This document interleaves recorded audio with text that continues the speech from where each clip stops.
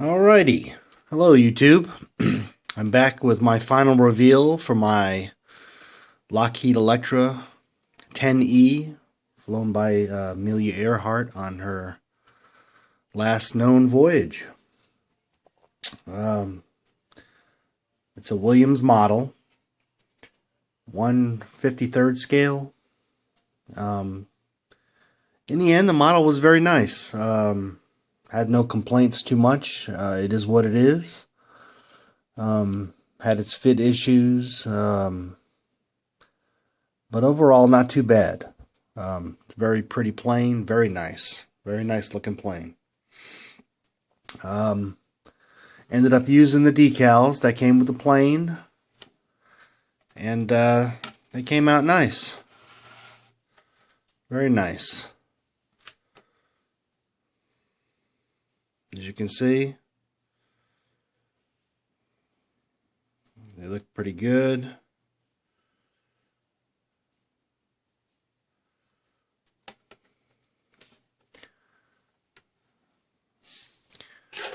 I can get something to point with here.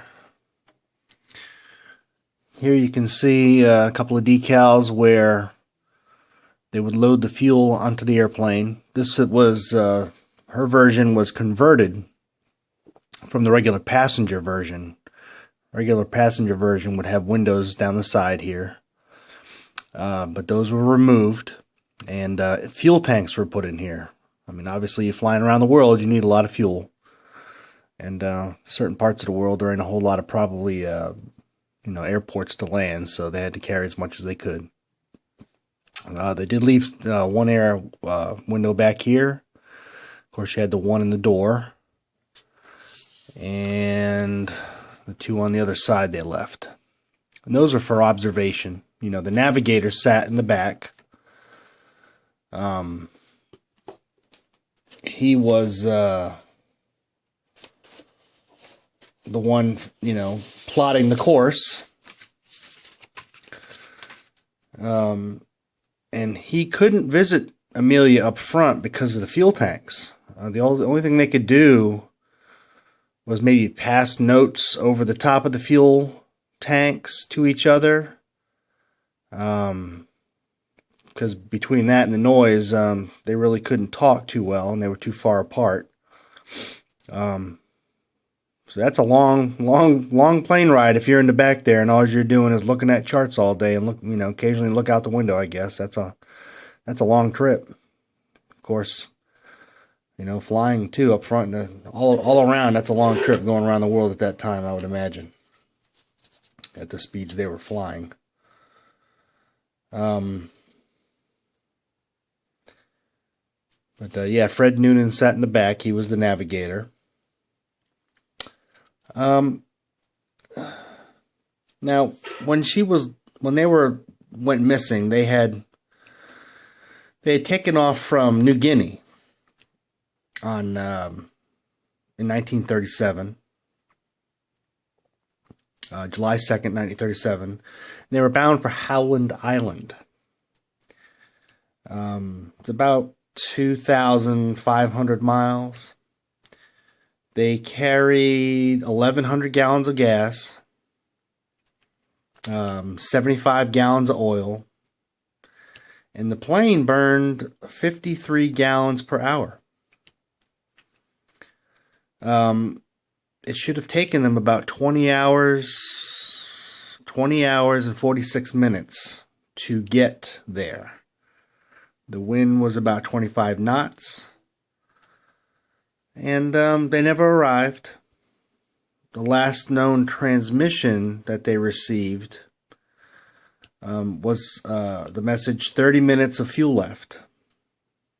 And it's assumed to this day that they basically just pretty much missed the island, whether they flew past it or they were slightly off course, but they missed it. And they pretty much probably ran out of fuel and went down in the water. And, depending on how that occurred, if they crashed into the ocean pretty hard, obviously that was the end, and down it went. And they've never found the airplane. I mean, they're looking to this day, but they found no traces. And they certainly did put a huge search effort at the time to look for them, the Navy. And they searched everywhere, and they just didn't find anything. It's a big ocean and not a very big plane. And as recent events have shown, a much larger plane can disappear very easily. No matter how much technology you have, the ocean is vast, and vast beyond most people's comprehension how big it is. But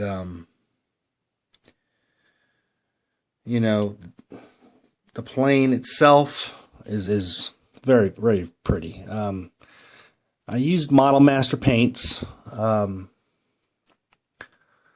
tried their this is aluminum plate metallizer paint, but it's the buffable kind, but it's the first time I've used it, and I was trying to buff it, and it does buff, but you have to buff it like within 10-15 minutes or so, my understanding is, of painting it, so you can smooth it out to get that shine. And because this plane is covered in it, it's almost impossible to hold the plane and buff the plane at the same time. So you end up getting fingerprints or smudges, and it's just I decided to leave it as it was. I like the look of the finish the way it was.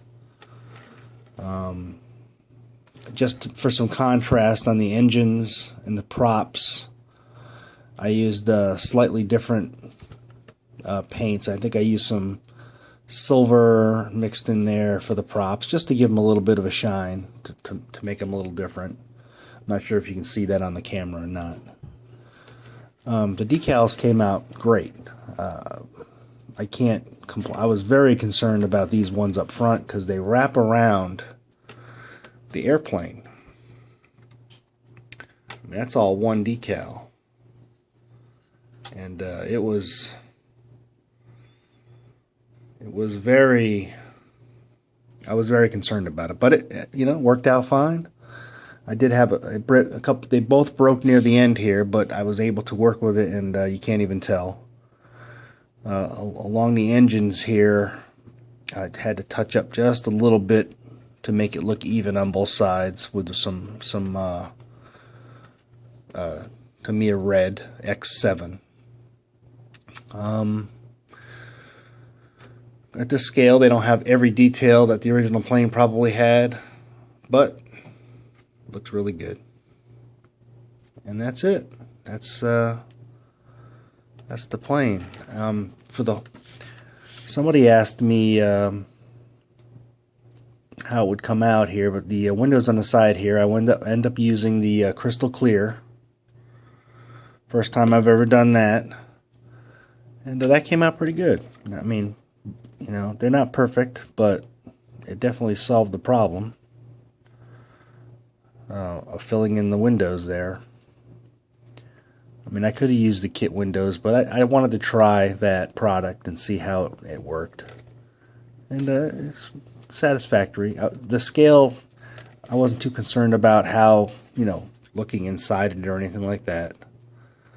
So it's got its rough places. But, it's the first aircraft I've built in, God, maybe 30 years. So it's not too bad for a first start. I'm going to be building some more. I've actually started this little guy here. Yep. Just to play around with that scale. It's really tiny. But anyways, I've got some bigger ones. I'm looking at some. I like the look of the aluminum planes. So I'm going to be trying some more. I'm going to work on getting some of the other finishes, and so that's what's coming up for me. But this is Frankie Days Historic Aircraft Group Build Entry. Lockheed Electra 10E. Okay, guys. Hope you like it. It was fun to build. I thank Frankie Day for hosting this group build. And I look forward to more. And I might build another plane for this group build. There's plenty of time left. Taking a look at some options, and we'll see. But for now, signing off. All right, guys. Have a good one. Bye.